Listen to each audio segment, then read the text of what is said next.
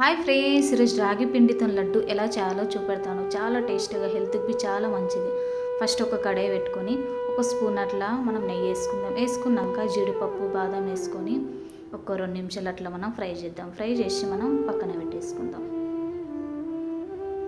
అదే కడాయిలో ఒక స్పూన్ నెయ్యి వేసుకుందాం. రాగి పిండి ఒక కప్ వేసుకొని లో ఫ్లేమ్లో మగ్గనిద్దాము. హై ఫ్లేమ్లో పెడితే మాడిపోతుంది.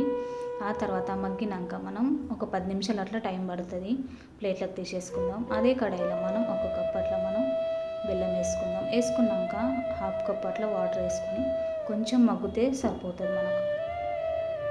బెల్లము వడగట్టుకొని మనం పక్కన పెట్టేసుకున్న తర్వాత ఒక ప్లేట్లో వేసేసుకుందాం రాగి పిండి.